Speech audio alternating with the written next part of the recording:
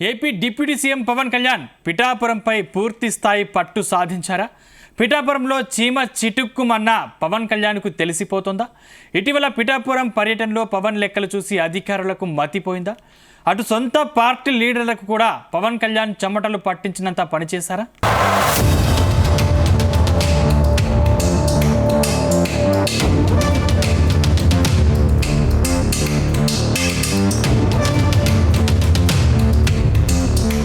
కాకినాడ జిల్లా పిఠాపురం నియోజకవర్గంలో deputy CM Pawan Kalyan తనదైన మార్కు పాలన చేస్తున్నారు. తన సొంత నియోజకవర్గంలో జరిగే ప్రతి విషయం పవన్ కళ్యాణ్కు ఇట్టే తెలిసిపోతుంది.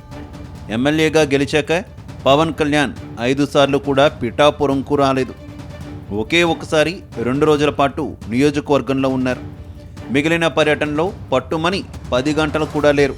కానీ ఆయన పెట్టుకున్న నిఘా వ్యవస్థ మాత్రం పిఠాపురంలో చురుగ్గా పనిచేస్తుందనే టాక్ వినిపిస్తోంది.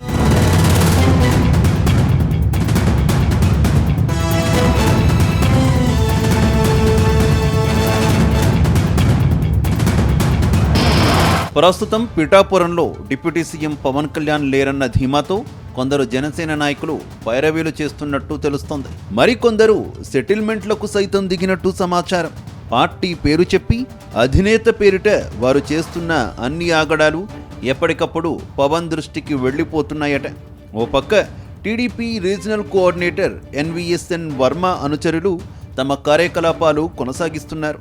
మరోవైపు జన సైనికులు పైరవీలు చేసుకుంటున్నారు. అయితే 2 గ్రూపుల వ్యవహారంపై పవన్ తీవ్ర అసంతృప్తితో ఉన్నట్టు తెలుస్తోంది.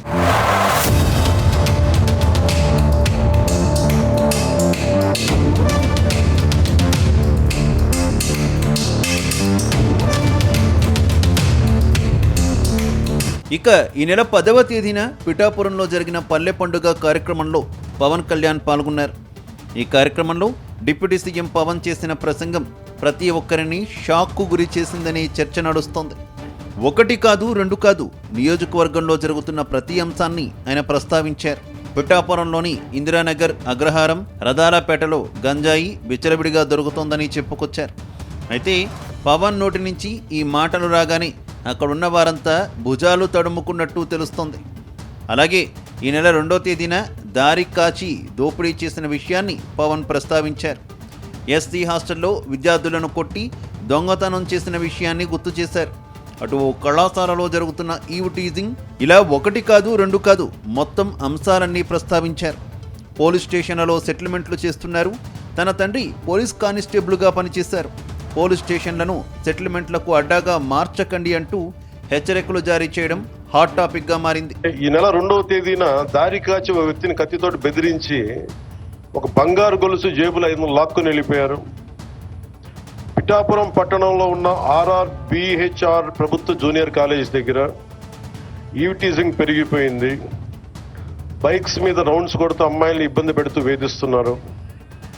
ఈ విషయాన్ని ప్రిన్సిపల్ శ్రీ కేశవరావు గారు 3 నెలల క్రితమే పోలీస్ స్టేషన్కి వెళ్ళి తమ కాలేజీ మొదలయ్యే సమయంలో పోలీసు ఉంచితే అమ్మాయిలకు భయం ఉండదని చెప్తా ఉన్నారు. ఈ కాలేజ్ దగ్గరే కాదు, పట్టణంలో ఉన్న ప్రైవేట్ కాలేజీల దగ్గర, బస్ స్టాండ్ దగ్గర ఈవ్ టీజింగ్ పెరిగింది. ఇలాంటివన్నీ చాలా ఉన్నాయి. సెటిల్మెంట్లు పోలీస్ స్టేషన్లో కాకుండా, లాయర్స్ కాకుండా కొంచెం దయచేసి అందరూ మనస్ఫూర్తిగా దృష్టి పెట్టండి. అయితే డిప్యూటీ సీఎం పవన్ కళ్యాణ్ సంచలన కామెంట్స్ తో పోలీసులు నిర్ఘాంతపోయారు. మరికొందరు పోలీస్ అధికారులు భయపడ్డారు. ఈ అంశాలన్నీ ఆయనకు ఎలా తెలుస్తున్నాయంటూ గుసగుసలాడుకుంటున్నారట. అయితే అధికార కార్యక్రమాల కోసం ఇన్ఛార్జిగా నియమించుకున్న ఎమ్మెల్సీ హరిప్రసాద్ నియోజకవర్గానికి అప్పుడప్పుడు వచ్చి వెళుతున్నారు. అటు టిడ్కో చైర్మన్ వేములపాటి అజయ్ కూడా అప్పుడప్పుడు వచ్చి వెళుతుంటారు. ఇక మిగిలింది పార్టీ ఇన్ఛార్జ్ మర్రెడ్డి శ్రీనివాసరావు మాత్రమే.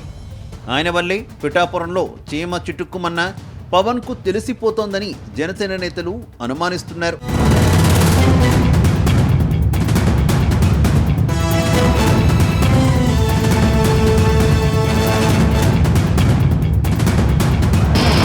ఇదిలా ఉంటే పిఠాపురం జనసేన ఇన్ఛార్జ్ మర్రెడ్డి శ్రీనివాసరావుపై పిఠాపురం జనసేన నాయకులు ఒకంత ఆగ్రహంతో ఉన్నట్టు తెలుస్తోంది. పిఠాపురంలో సమస్యలు ఆయన పట్టించుకోవడం లేదని ఆరోపిస్తున్నారు.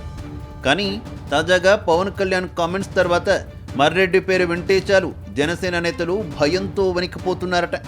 తమపై నిఘా ఉందన్న విషయం తమకే తెలియదని నోరెళ్లబెడుతున్నారట. అయితే ఈ విషయం తెలిసాక మాత్రం నేతలంతా అప్రమత్తమైనట్టు తెలుస్తోంది. ఇక మీదట తాము చేసే పనులపై పవన్ ఎప్పుడు విరుచుకుపడతారో అని కొందరు టెన్షన్ పడుతున్నట్టు సమాచారం. మొత్తానికి త్వరలోనే పిఠాపురంలో 14 రోజుల పాటు ఉంటానంటూ ప్రకటించడంతో జనసేన నేతలతో పాటు అధికారులు టెన్షన్ పడుతున్నట్టు తెలుస్తోంది.